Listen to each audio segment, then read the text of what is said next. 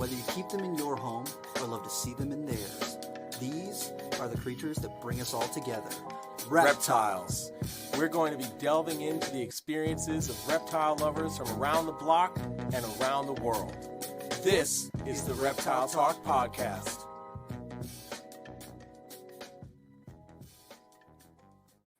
Boom. What is up, everybody? This is Jeremy Turgeon from Brassman Reptiles. And I'm Rob, and I'm creeping it real. And we're on day 2 of the doubleheader lifestyle right now. So True. So if you are checking us out on YouTube, you are getting a barrage of reptile talk right now, and we appreciate everybody for tuning in, everybody that's already here.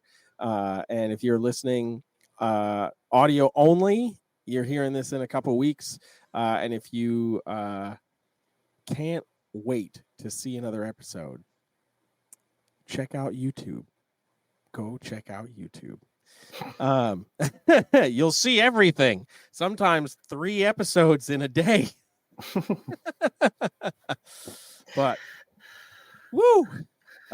So this episode's definitely a bit of a different episode. Talking about our buddy Brian, and we all know what's going on, and we wanted to do an episode to just kind of reminisce about our friend and talk about some stories and some experiences. Rob and I have been lucky to know Brian for probably 15, 16 years or so. Yeah. So and we've had some amazing experiences with him and fun times, and I mean, there's no denying his impact in the industry, as well as just the impact with people in general. I mean, reaching people far outside the industry, and so we wanted to take some time and just kind of talk about that, just pay some respects, but also just relive some fun memories of Brian. And if you go back to our episode 100, we had Brian on, and it was a blast. And I showed a clip of the very first Snake Bites video that I was ever in back in 2011, when I had the horrible mustache of my existence. That was plastered for the entire world to see. But no, that was, for me, that was my first time getting to go out and visit Brian in Michigan at his place. And from there it was onward and upward for sure, all the way up to seeing him last month when I brought him that Amazon tree boa. There's so many things to talk about. So yeah, it might get emotional, guys. It might get emotional. It's really wild just to think of how long he's been a part of our lives. Even like, I wasn't as close with Brian as you were, but I still talk to him every now and again, and and I'd see him out and about. He was always very kind and open with me. So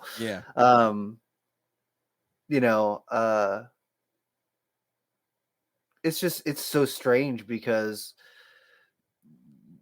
it goes back to the first time I met him was at a White Plains show. Mm-hmm. And 2007 or something, 2006 maybe, because I'm pretty sure I was still in high school. I just started making YouTube videos and stuff, and there's this other guy who's making YouTube videos, and he's getting really popular. He's got the old Snake Bites crew, and Chewy, and Sam and Kel and all them, man. Even the first time that he met me, he was just super, hey man, how's it going? Let's talk reptiles. He is a diehard, passionate reptile person, and no one can take that away. A lot of people think that YouTube celebrities, especially into the reptile stuff, a lot of them are just in it for the celebrity. And it's no, Brian has always been about the reptiles, man. He is, and he just has a kind of a business mindset. So Right. he was always thinking 2, 3, 4, 10 steps ahead in Yeah. It's so in whatever true. he had to do. Yeah, in whatever he had to do, Yeah. and he has fostered interest in reptiles in way more people than we'll ever comprehend. It's true, man. It's true.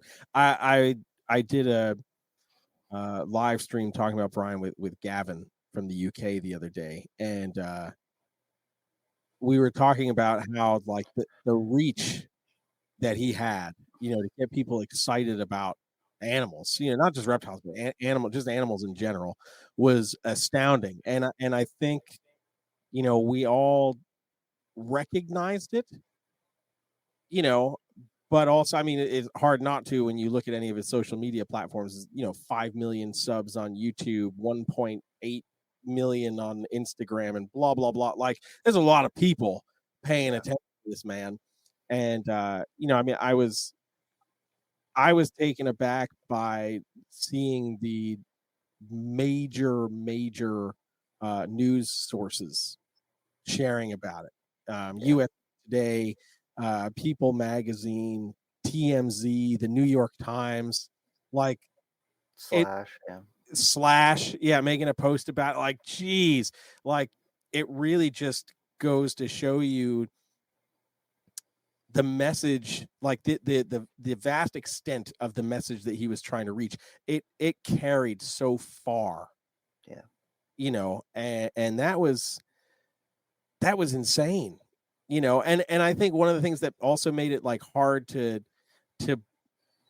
take in was the fact that like he's our buddy. Like, we could just reach out to him and just be like, hey man, like, how's it going, dude? Like, haven't seen you in a while, or whatever. We see him at a reptile expo and it's hugs and nothing,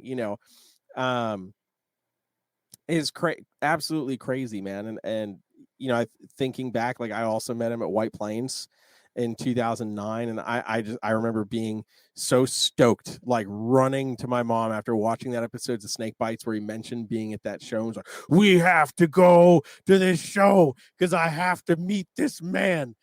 And then like finally saw him and was like, I don't know what to say.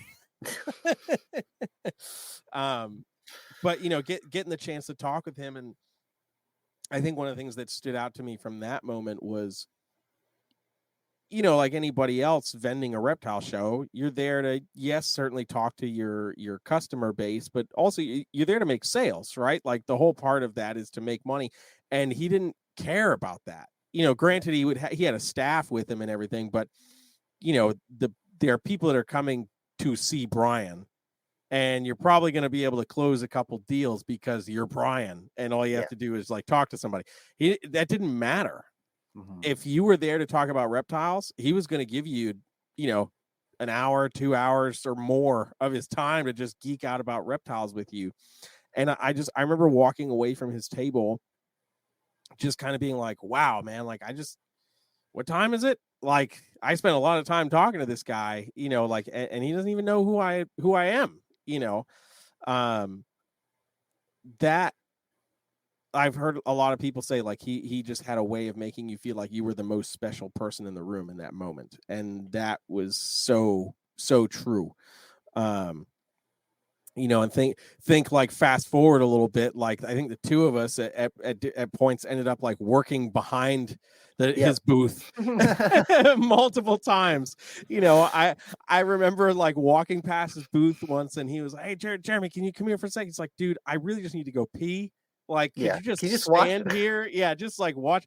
And then like, poor guy can't even get 20 feet from the table. And he's just surrounded by people, and he just comes back behind the table. I'm like, dude, you didn't go. You didn't go. He's like, dude, I'm not going to make it all the way over there, man. I'll just hold it. And I'm just like, oh my God, dude, I can't fathom that, man. Like, if you got to pee, go pee, dude. Yeah. I was like, you need a disguise. Oh man. But it was just crazy, man. Like, that same expo, I didn't talk about this with Gav, and I meant to, but I'll mention it now. So that same show, you know, he brought a lot of the Snake Bites crew with him, Chewy and Kel and all those guys back then. And that was the same show. My mom got railed in the face by a blood python, a big adult blood python. And I remember, first of all, I remember laughing at the fact that it happened because I told her not to pick the snake up. But but I remember bringing her to the table and screaming at Chewy like, blood python to the face, beat that. You can't beat that. You can't beat it, that. man. You can't beat it at all, you know.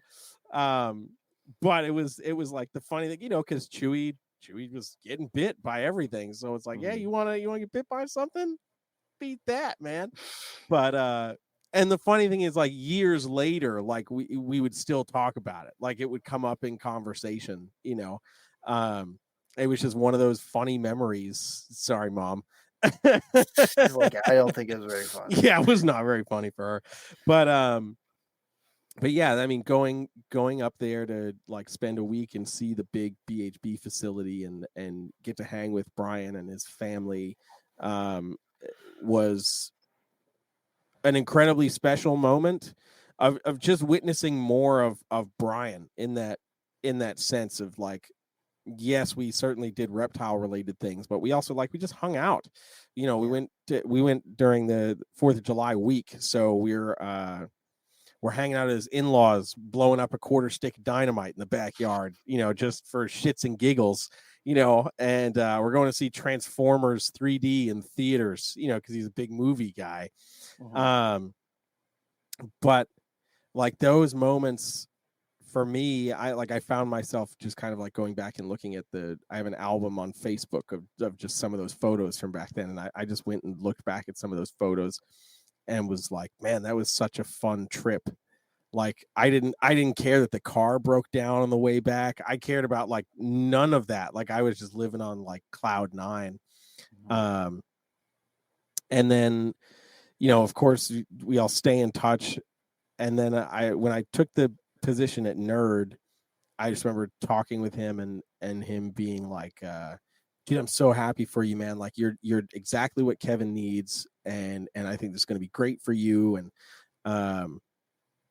And that meant so much, like coming from him, just being like, dude, you've known Crazy McCurley for my entire life, you know, so you've got a really solid say on what would probably be beneficial for him. So I was just like, damn, man, like that meant a lot. And to be able to call him in points where like when we reached out to him to talk about social media, like, hey, what's the best way to approach social media? And he was just so giving with information always.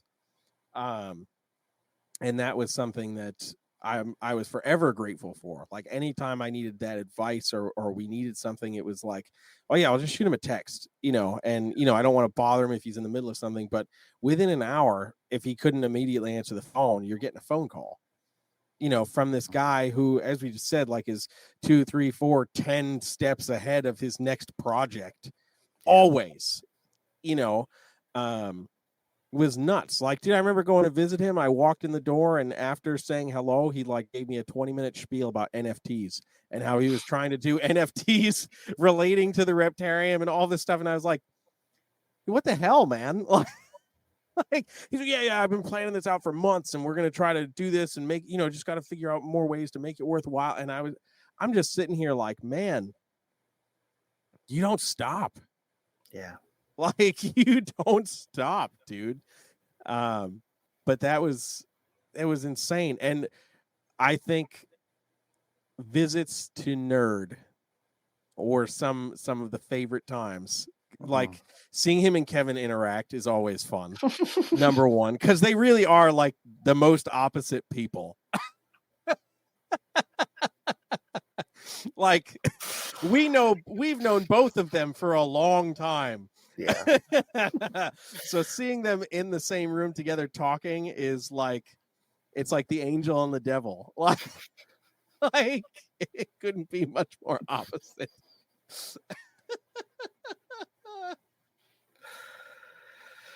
Oh man. Gosh, right. But there's so much information there between the two of them, you know? Oh, dude. Like, shit, man. Just like there was the video that him and Kevin did, like the ranting about the industry or Yeah. whatever, right? And I remember like just listening to like tidbits of that while they were doing it and just being like, man, do you know how much history exists in these two guys' minds Yeah. of like both animal information, but also like the industry. Like you're talking about the generation of reptile keeper that brought reptile keeping to an industry level, like to a national industry level. And that's just insane. Like it really is just insane. I came across my TikTok the other day. I took a TikTok video when we were at Nerd we were going to pull some monitor eggs for a YouTube video. I don't remember if it was for a Snake Bites episode or one of our videos, but I remember I was taking a video of it and like Brian dropped an F-bomb. And I just turned my camera to him and he's like, I'm sorry, I ruined your story. I was like, I work for this guy, man. Like that didn't ruin my story. It's just really funny whenever you say the F word. Yeah, people forget that he's still a human being, you know? Exactly, dude. But yeah, it was always special, like getting to see him, getting to hang out with him. Whether it was, him coming to Nerd or seeing him at a show or going out to his place, it was always a good time. Like he was always about having a good time and enjoying yourself, whether it was just like sitting there geeking out about reptiles for however long or just like hanging out. Yeah. And he was always genuinely interested in what you had going on, or like when the baking cupcakes were coming to the reptile show. Oh, he knew. I remember one time, I think this is later, but like when they were doing a podcast, I just hopped in there and I was just like, hey man, hope everything's going cool. And he's in there with Lori and all them. And he's like, oh man, it's Rob, for the White Plains shows, blah, blah, blah. And Lori's like, I don't know if I know who that is. And he's like, Rob. And she's like, I don't think I do. And he's like, do you remember the cupcakes? And she was like, oh, I remember the cupcakes. Oh man. Oh my goodness. It was a trademark, man. It was. Oh gosh. But because like you're saying like he always made you feel like you're, the time you're spending is special, right? Mm-hmm. I remember that, when I was at Nerd and we would talk here and there, he's like, man, you got to come out. You got to come out. Like, you can stay at my house. You're always welcome to come out here, man. You don't have to get a hotel. Like, we always have space for you. I just want you to be able to come check things out. And one thing I feel just like really guilty about is that I never made the time to do it. I was just always so deep in my own work and my own stuff that I just, Yeah.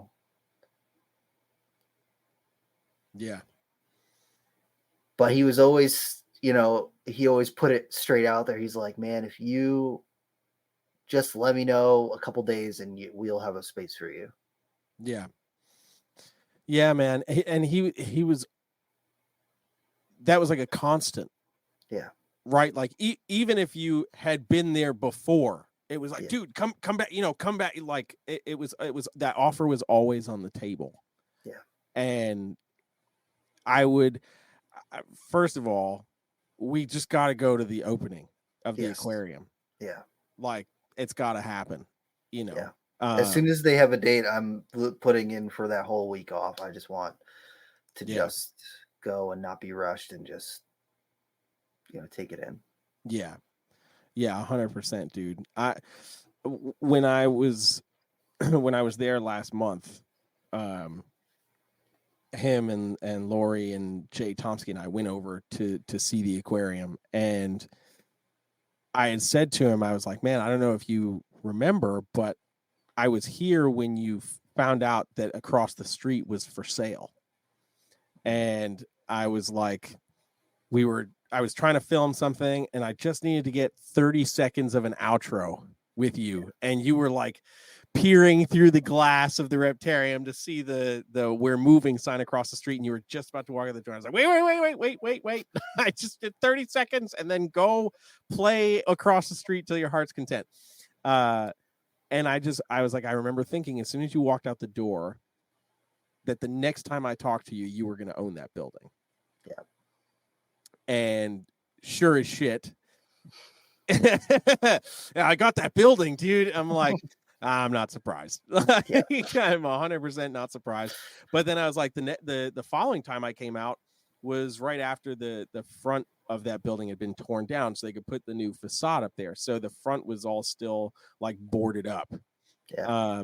And I was like, you walked me through this place, and when we walked in the door, we had to go all the way to the back to the breaker panel to turn on the lights. Like there was no switches, there was no like electrical, was like bare bones.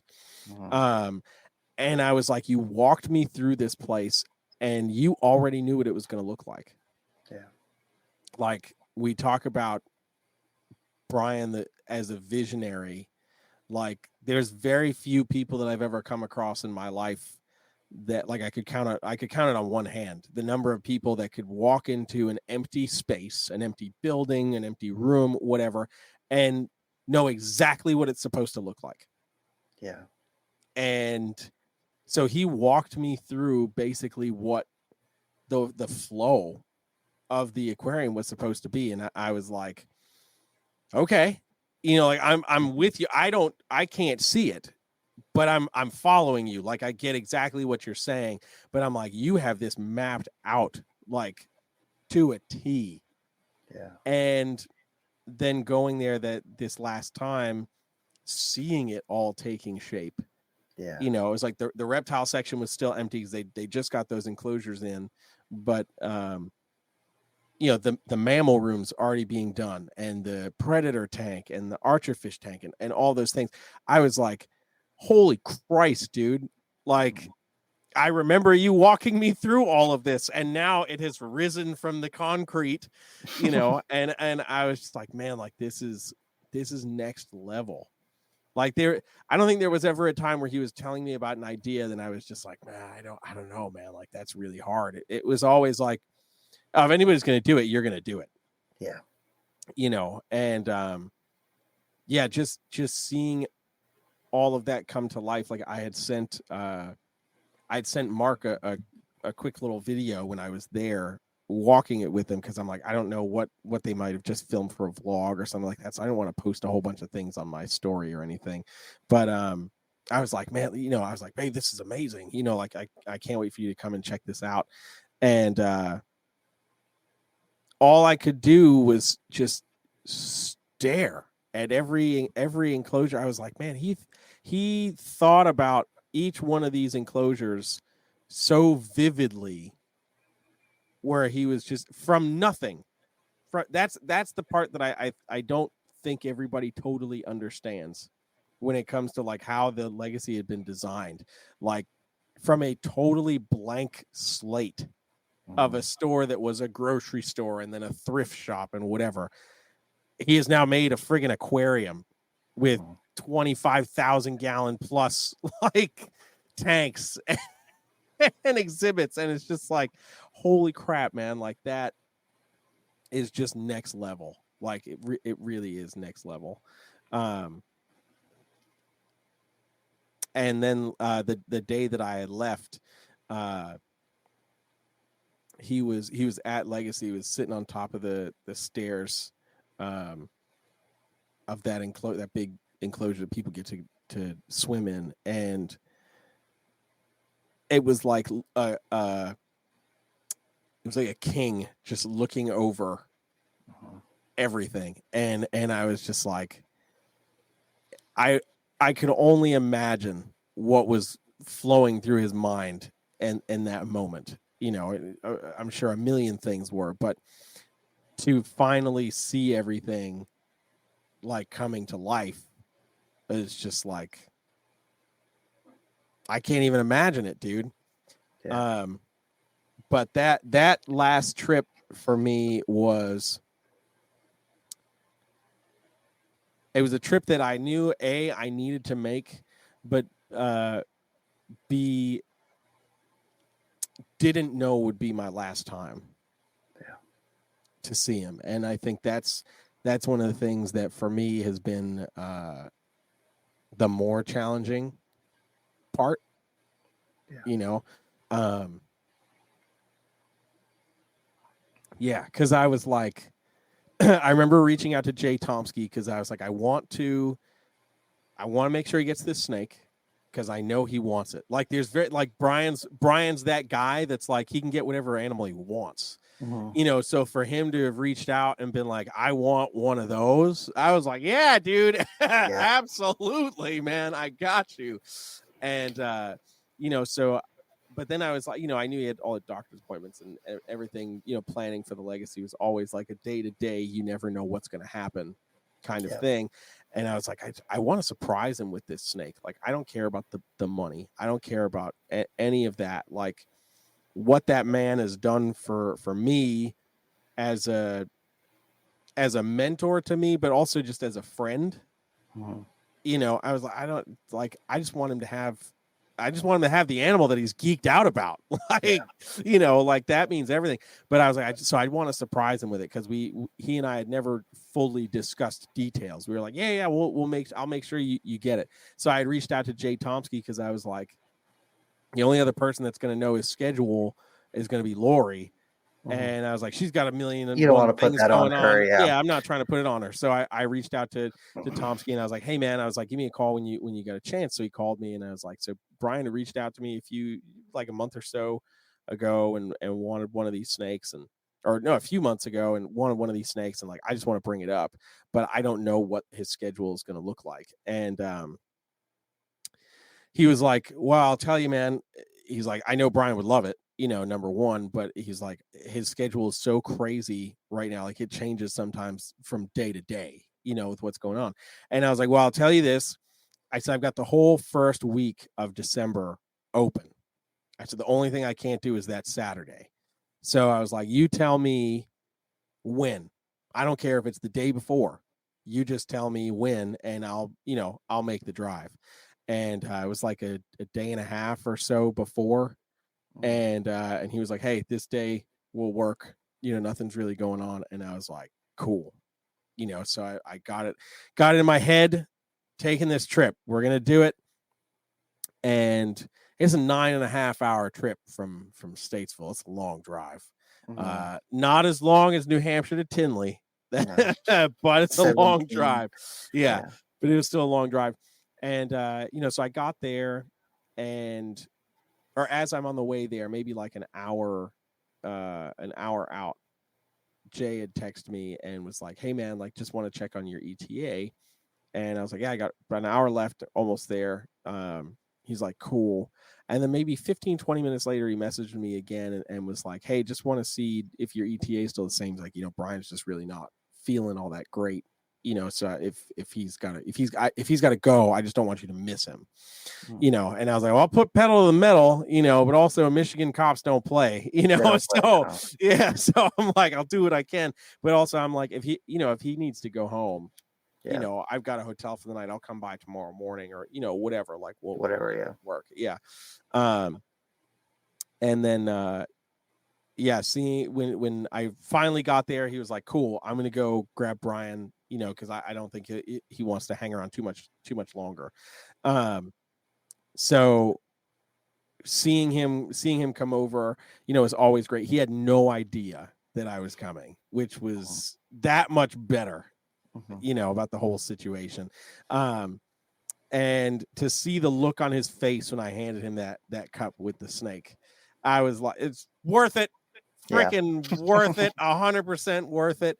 And it was, we chatted for a little bit and then, he was like, man, he's like, I need to I need to sit down. Like, you want to go down? Let's go downstairs to the podcast room, So, and then we talked about anything and everything that had nothing to do with his condition, which was exactly what I wanted. Mm-hmm. I wasn't there to hear about or talk about chemo or or any of that. I didn't want to talk clinical trial. I didn't want to talk any of that. I just wanted to hang out with my friend. Yeah. And so we went downstairs and we talked a little bit more about the tree boa, and then we talked about the state of the ball python economy.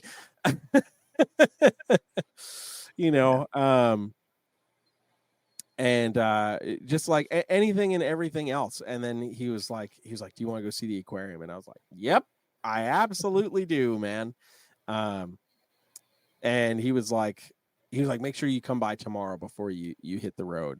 So went there the next day, and he certainly had more energy that morning than early afternoon when I got there the day before, and we just chatted for a little bit, and coming home, and like I said, it was a tough trip because it's never great to see somebody on a health decline at all, but the energy, like, we're talking about a man a month ago with everything going on, is filming, for the vlog, is across the street talking with the contractors, doing this, like, still 100% invested in everything that he's got going on. And I was like thinking back on that on the ride home and just being like, man, this is just who he is.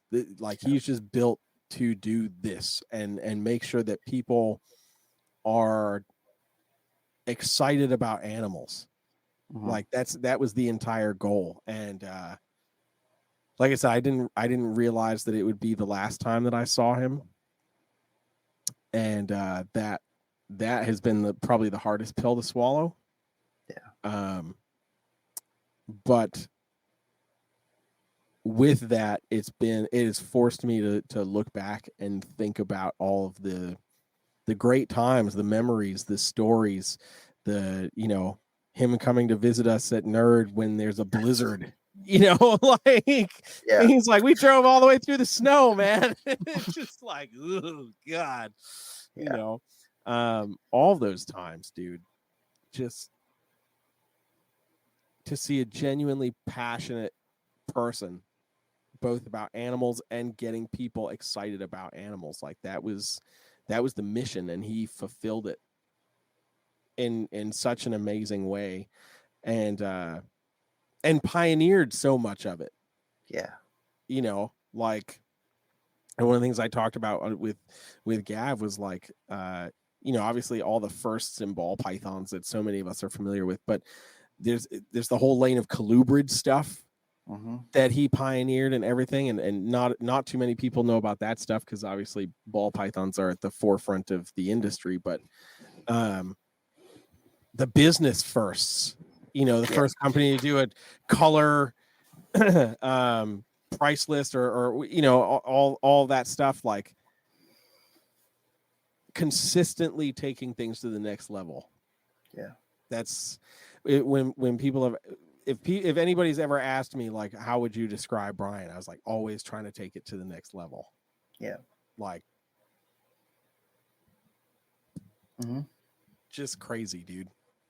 And like, he wasn't just trying, he was doing. Yes. Like, there's certain people who, like, they try and they try and they try and they try and they try. And I, like, don't get me wrong, I'm sure that Brian has things that he felt like he didn't hit in the way that he wanted to. Mm-hmm. But, man, talk about, like, accomplishment. Dude. The things that he did. Yeah. Yeah, man. I think about beginning of BHB for him. So albino Burmese python project, back in the, was it 80s, late 80s, early 90s. And going from that in his mom's basement to 30,000 square foot breeding facility with I don't even know how many animals, just an insane amount of animals and production and everything. As a reptile breeder, all of those accomplishments along the way, and then making that tailored shift and being like, I still want to do this. I still want to breed snakes. I still want to work with animals, but really the love of production of film combined with like, oh, well, obviously if I'm going to film a video and put it out on YouTube, people are going to see it, and probably not just reptile people. So what can I do that's going to be engaging, that gets people interested in these animals, which is going to bring more people into the hobby? And it wasn't a method as a business ploy. It was like this genuine shift of like, I want people to be excited about these animals that I've been excited about my entire life. And every accomplishment since making that shift, it's just been a constant upward trajectory. From the jump, which is insane to think about. And and it wasn't just with the animals, like also a lot of people don't know that he had like multiple other avenues of business and ideas and all this stuff. And we not the last time I was up there, but probably a few times prior, we were talking about like all of his ideas and stuff, and he was like, man, he's like, yeah, but the one that sucked the most was the tipster, the drinking game thing that he was trying to launch, but he was trying to launch it, and then like COVID happened, and it was like, nobody's getting together for social anything right now. When he got like all of the pieces in to be able to bring to market to sell, it's like, oh yeah, nothing's happening now. This is a bust. This is a giant bust.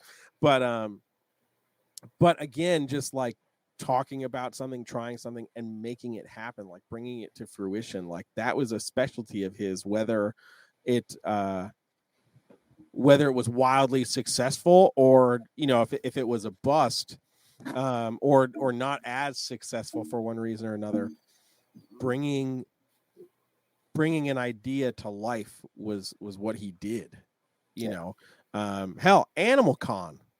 Yes. Like that was something you wanted to launch, and then COVID happened, so it got put on hold. But you're talking about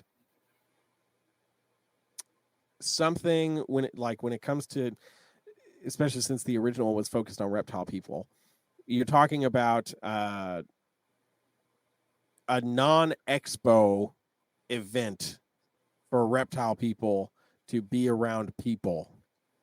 For the most part, that's not anything that interests reptile people at all. And not only did he manage to do it, it was incredibly successful.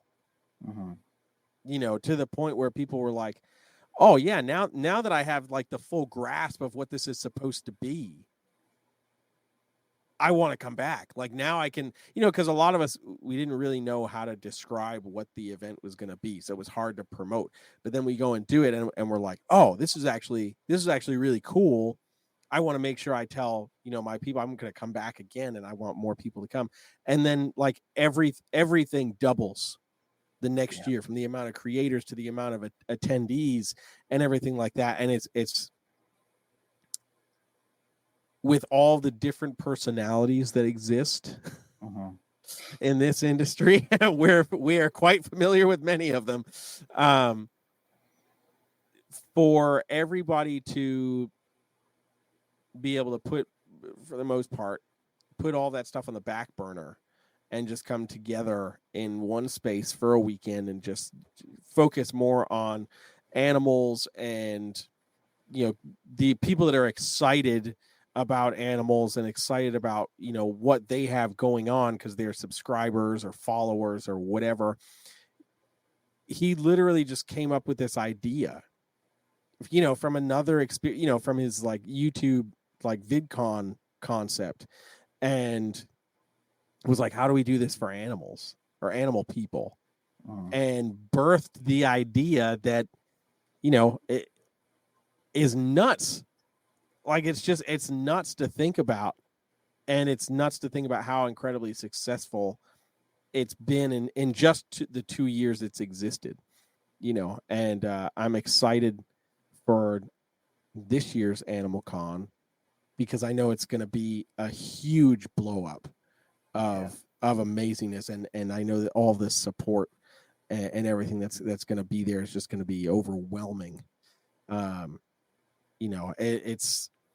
It's all just crazy to think about. So many people have been talking about like his legacy and what's it going to exist and as time moves forward, and the reality is he left such a large footprint both in the animal world, the social media world, like basically everything that he was heavily invested in.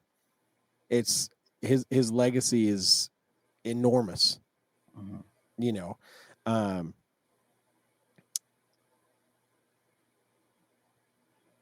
It just kind of blows my mind because we don't,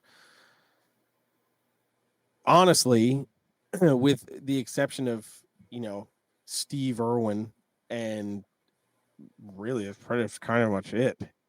Like that reach and impact on the global level hasn't really existed. Yeah. Which is kind of crazy to think about.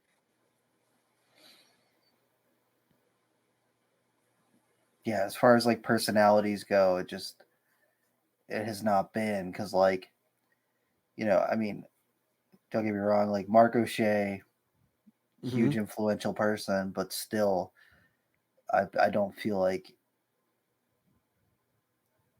for people like me and you, Mark O'Shea is a very interesting person. Yes. But for Yeah. the average person, they're gonna go, oh, this dude's going messing with some snakes, oh whatever. Yeah.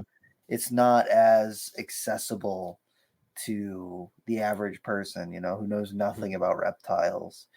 Right. And Mark is an incredible human being, and there's other people as well who have made an impact. But like you're saying, the amount of reach that Brian had, that Steve had, is just like different, Yeah.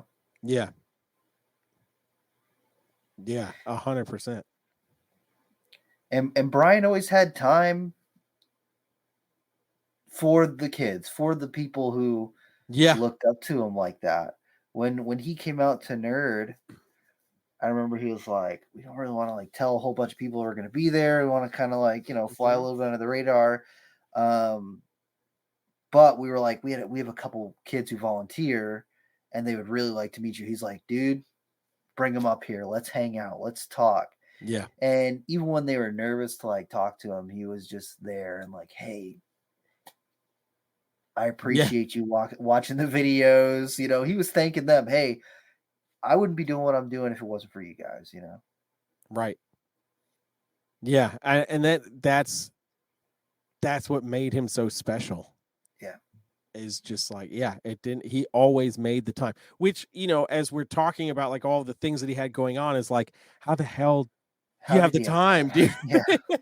The time, the mental capacity to handle all of that, like, is insane. And I mean, he always had that way of make you feeling special. Whether it was the first time you've met him or you've known him for 20 years, and that's one of those things that makes the impact, and that makes his reach that impactful. Is just like, he wasn't the guy that's just out here shaking hands and kissing babies. He's like, he's invested in it. Yeah. He would ask the kid, oh man, you like watching the videos? Well, like, what's your favorite animal? Let's talk about Elvis. Let's talk about Perdita. Let's talk about, Mm-hmm. And I feel like a lot of people who are like influencers aren't there. I feel like they're just like, oh yeah, take a picture. I'm on to the next thing. They don't. It's just not the same, you know. Yeah, 100%. It's like as much as much as he was invested in the animals, he was invested in the people. Yeah. And that, I agree, is something that the vast majority of influencers now are. Some of them aren't even about the animals; they're just about the attention.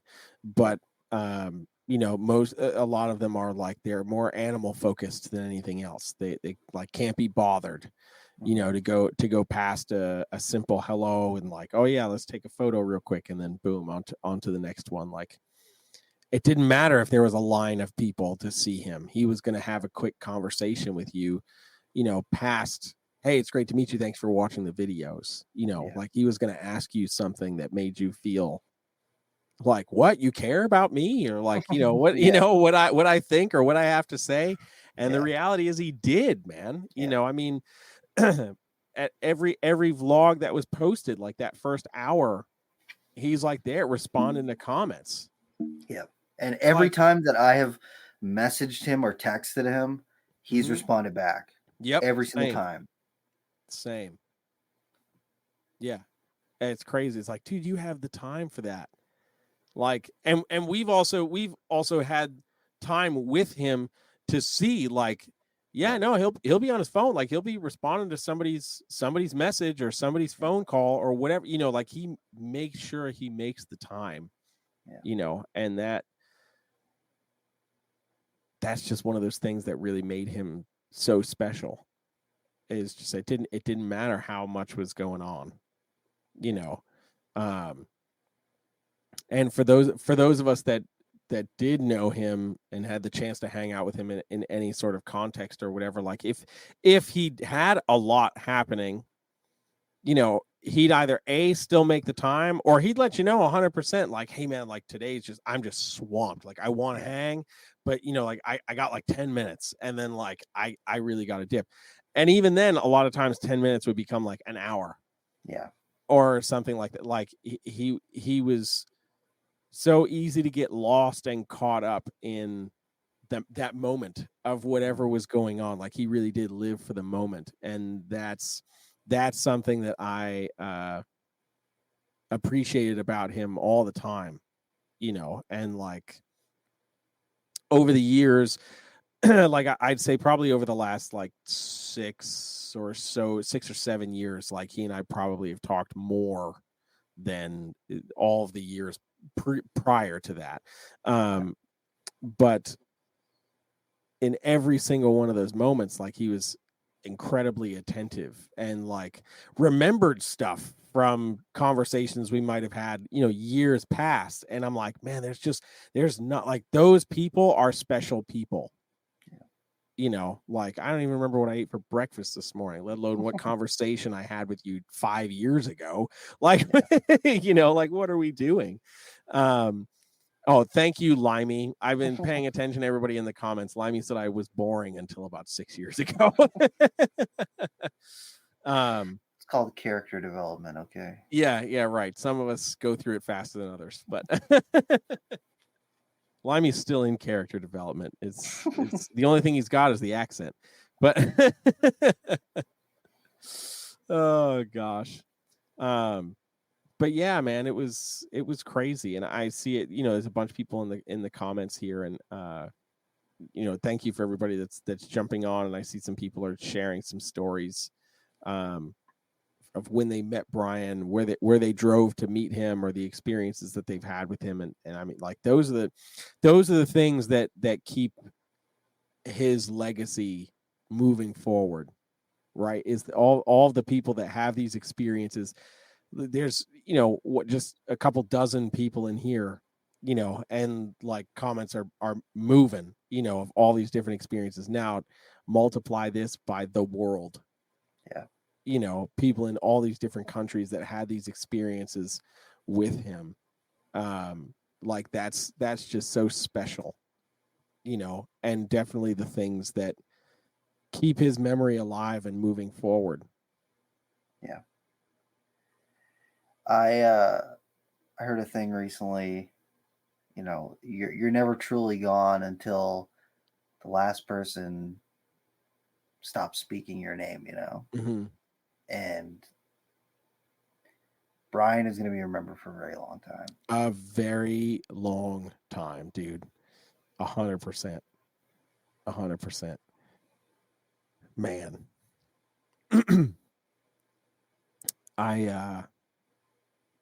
I've seen, so I saw the goodbye video, right? And I was at the Pomona show and was saying to myself, like, I saw it get uploaded and said to myself, like, don't watch it. Don't watch it. And the other part of me that ended up winning that mental conversation was, you're about to walk into one of the biggest reptile shows. Everybody's going to talk about this. You need to at least have an idea of what it was so that you know what people are going to be talking about. Because if there's something in here that's a total curveball, you know, given the gravity of the situation, like you're not going to be okay. So at least like prepare yourself. And dude, I watched it and two thoughts popped into my mind. I'm thankful I watched it to know, because I watched it in its entirety on the first run. I basically was like, deep breath, let's do it. And first thought was, I'm glad I did that, so I'm aware of what is going on and what people will be talking about. Second thought, I'm so mad that I just watched this. Yeah. And I just remember like breaking down in the hotel room, realizing that like he was not gone in that moment, but we weren't going to see him. Yeah. You know, and that was tough. And the following day, that the video that went up just as the tribute from the crew of like everything that he had done and those elements that he's leaving behind there. And again, I was just like, shouldn't have watched it. Like, you know, but felt like I needed to be prepared to be able to have conversations and stuff. And I remember seeing Brian Cusco walk through the doors, and we just kind of hugged, and it was one of those hugs where like, you know what's wrong. You don't have to say anything. You know what's wrong. Maybe there's a tear that gets shed, but you're just like, I'm happy you're here right now, like to be able to have this moment. And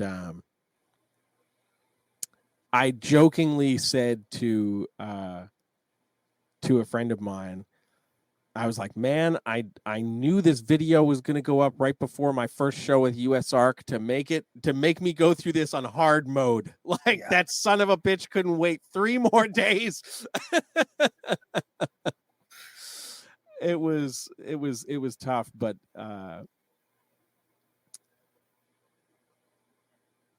I know for me that I was just like, you know, this is terrible, but my third immediate thought on it was everybody up there. Yeah. You know, Lori, Noah, Jade, the whole crew, like everybody. You know, my heart goes out to them. I was super, super bummed I couldn't get up to the walkthrough, the memorial walkthrough. It was just this week has been a super hectic and crazy week, and everything's just happened so fast. Yeah. But again, like I said, that's why it's like when it comes to the opening of the legacy, like just gotta go. Just gotta go. And I know it's gonna be amazing, and I know that he's going to be there. I will tell you, if you have not paid attention to the vlog, for anybody that's in the comment section or listening at any point that is planning to go to the legacy, if you haven't paid attention, there's a couple hidden gems within the legacy that if you're not prepared for, you will probably start crying. And one is on the archerfish tank, the tree there's that sticks out on the back. The escape team put a heart in the tree with B plus L, and that was super sweet. And then I think it's on the mammal cages, Brian and Lori both have their handprint there, and it says the legacy begins, and then there's the date that Brian and Lori met. And those two pieces are incredibly special. And if you're not prepared, you will have a moment where you're just going to be like, I'm good. Let's go look at a sloth or something. Like, I need to put a cricket on there for the archerfish to grab, so I'm not crying about this. I'm crying about the dead cricket. Like, but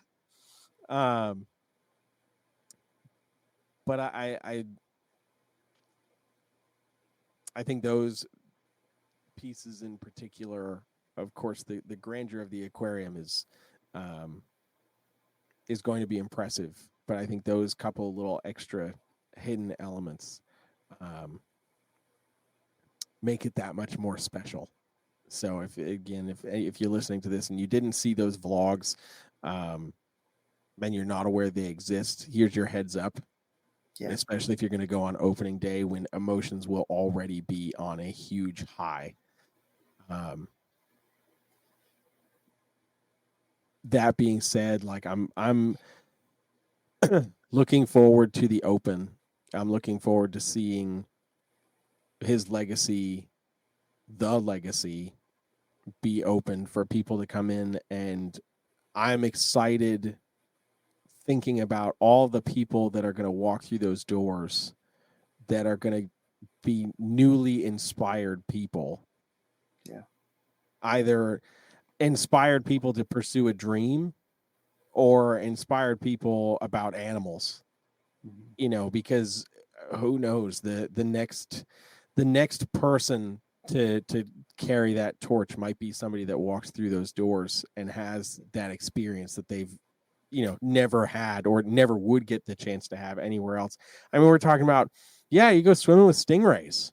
Like, come feed this giant arapaima. Like, there's just stuff that you don't get to do, on any given day or moment. Like, Brian, when I was there, we were taking a look at the mammals, the new mammals that had come in. And, obviously I've been there, I've seen Drogo, I've got to like pet Drogo and everything like that. But Drogo is not the most handling sloth. Yeah. Like you go in there, take your picture, kind of pet him, like do whatever, feed him something. That's fine. But I got to hold Lilo, the new sloth. And when I tell you that animal just like immediately like nestled into my being, and I was like, oh my God, this is the coolest thing ever. Like, Brian took a picture of it and he sent it to me. And while I was in that moment, I was just like, man, this excites the crap out of me. And I've worked with animals basically my entire life, not sloths, but like this is just an experience that you're not ever going to get anywhere else. Yeah. And it got me excited thinking about the future, the next person that gets to have that experience, going into the Reptarium, the legacy, wherever it is, like you're never going to forget that. I think that's the that's the most exciting part of it. These experiences that he was so hyper focused on creating for people was literally like the element of a lifelong animal keeper trying to showcase to the public, to the world, what it's like to be us, in that regard of like I think he had said it on a vlog or a podcast a while back where it's like, for For him, for us, we get to work with these animals day in and day out. Right. So whether it's the animals we keep or we know somebody, we can just go and be like, oh, yeah, I want to take out, your 6-foot monitor lizard and do whatever. I want to roll around with it on the floor and whatever. For us, that's like an everyday thing, So when it comes to us getting the chance to do something else with an animal, it's like, oh, I want to hold it. I want to touch it. What else can I do with this animal? For the general public, just seeing it, like being a few feet away from it, is already super cool. Now you've provided that element to handle it, to get up close and personal with it and have an experience like that we're lucky to do on a day-to-day basis. Like that's that experience that's going to carry people on to the next part, to get them that much more excited about animals and all that. And like that really is like the most impactful part of the legacy. Yeah, man. When I saw that video, I was just like, I already knew that I was like not prepared to watch it, Mm-hmm. And on the one hand, I'm really sad, Yeah. Just like deeply hurt losing one of my friends. And on the other hand, I'm just glad that he doesn't have to suffer anymore. Mm-hmm. Because you could hear it in his voice, man. Yeah. And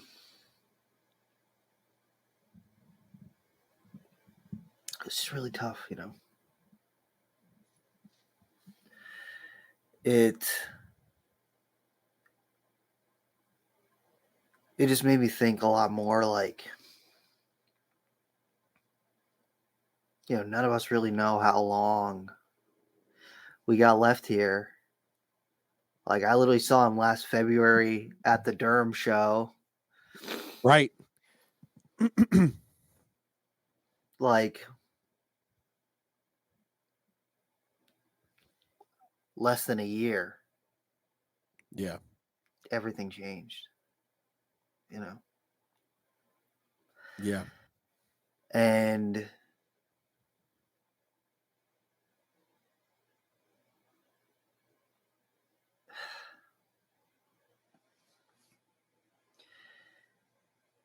you're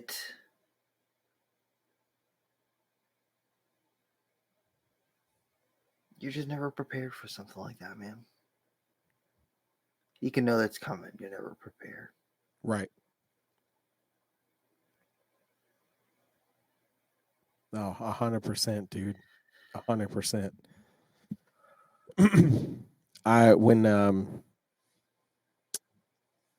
So I got a phone call to give me the heads up. Yeah. That he was gone. And I remember asking, I was like, how's everybody doing? Like, yeah. How's everybody holding up? And the response I got was kind of how I initially felt in the moment of like just hearing it, which was, everybody's very sad. Yeah. Of course, there's also like the element of relief in the fact that there's no more suffering. Yeah. That, it's no, this is not easy, but knowing that he's no longer in pain is the biggest solace in it. And initially, like I said, when I got the call, I was like, Yeah, that makes sense, and I'm glad to know that he's not suffering anymore. And then, maybe an hour after is when like the wave of emotion like hit and was just like, fuck, dude, like you just lost a great friend. And like greater impact, social media impact, whatever, meant nothing. It was like you just lost a really good friend, and who exactly as you said, like a year ago, like you never would have known that we would be in this place, in this space, or anything like that. I mean, hell, even seeing him at Animal Con, where like, we were none the wiser to the severity of where things were at. So we had seen, we were like, yeah, I mean, like outside of no ponytail, like it's Brian, man, and we're like, yeah, he's got to fight, but he's still got fight in him. Yeah, he's still got. Yeah. And we're like, fuck yeah, dude, like you're gonna freaking rock, you're gonna rock this, and you're gonna come out on the other side. And the people that I talked to immediately after my last visit up there, one of the things that I had said was noticing the decline from Animal Con to then, and knowing what I had learned through other private conversations I had with people that had spoken with him or had some other inside info, was just kind of like, wow. Because things happen so fast. Mm-hmm. And I think that's what makes it that much harder. Even being prepared, as you said, like you're never prepared for it to happen, but at the rate at which it also happened made it that much harder.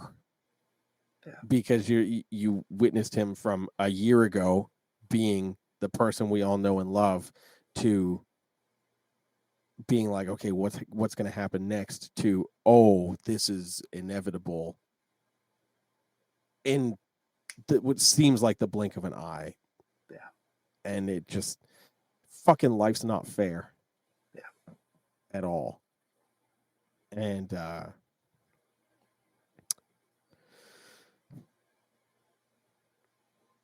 I talked to Kevin a little earlier today, and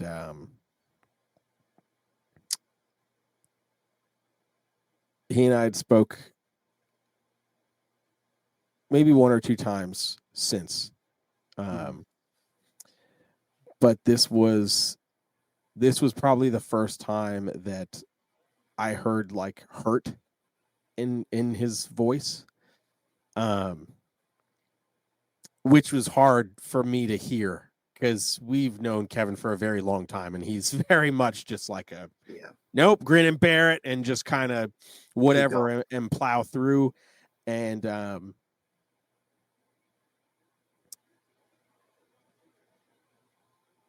he was like, I haven't said anything about this, and I'm like, I know. And I was like, there's some people that know, and he's like, I understand what's gone on. He's like, I haven't watched the goodbye video, and he's like, I can't bring myself to do it, because as soon as I do it, it makes it real. He's like, as soon as I make a statement, it makes it real. And I was like, I get it. Like, it sucks. It sucks. And no, you don't want it to be real. Unfortunately, it is. It is. But yeah, having that conversation with him was tough today, because like I said, I could just tell that he's like, with each passing day now, it is sinking in. But there's that last little bit, like, if I don't pay attention to it, then it's not real. And yeah, so folks watching, I know that I've seen some comments. I don't know if it's from anybody here in the comments, but I had seen comments on some of the posts, and people like, well, Nerd hasn't made a statement. And my response after talking with Kevin is, people grieve differently, and it's hard for us to discuss it. And we're talking about somebody who knew Brian for as long as we've been alive, pretty much. And he just needs to process it. And it sucks.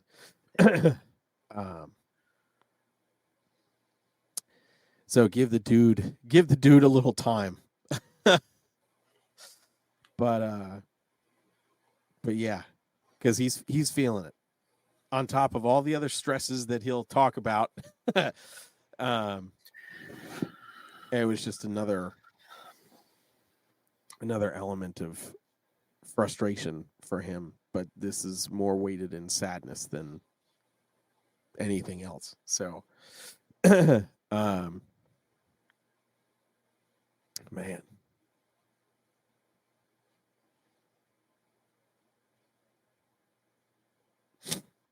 Yeah. Shit, dude. Yeah.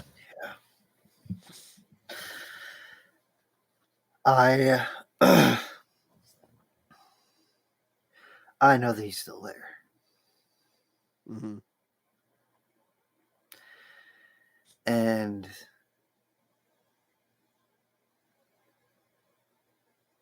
if there is anything beyond what we're experiencing right now, I know that his presence is still in that place. Yeah.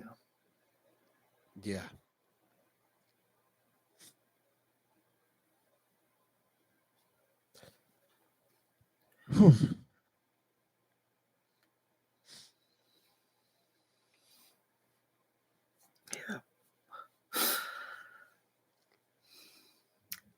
Just goes to show,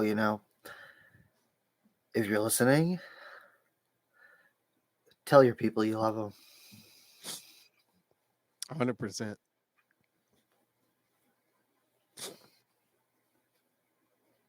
Oh gosh. Yeah. Man.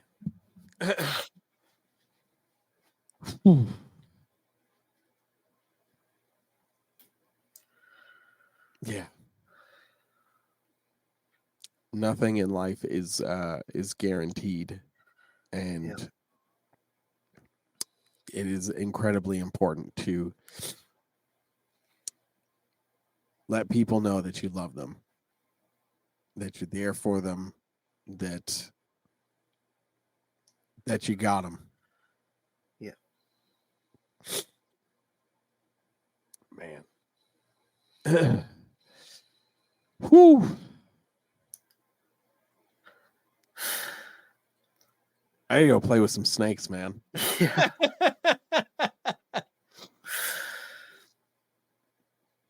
God. Yeah. I would encourage everybody to keep watching the vlogs, as that means a lot to Brian, and the crew over there is doing their damnedest to keep the content coming, keep you guys informed of what's going on, and showing you guys the progress, and keeping that element of his legacy moving forward. And if you want to get more involved, go over to the Reptarium's website, and they have a page there on ways to get more involved. ways to help with legacy and all of that stuff.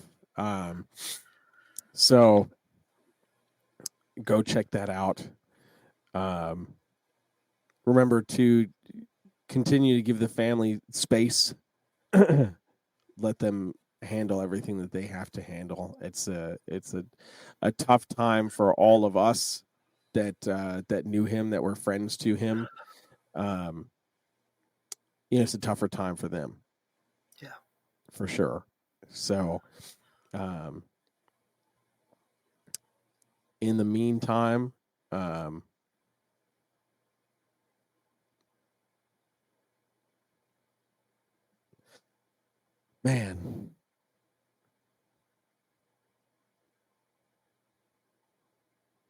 in the meantime, just keep sharing the love of animals with people. that was the message. That was the message. That was 100% the message. Just keep sharing the love of these animals with people, and be good to people. These are the things that matter the most to him. Yeah. And that's how we keep the legacy alive and thriving. Yeah. Is to take that message and carry it forward. There is a lot of ugliness out there, and we can do something to change that. 100%.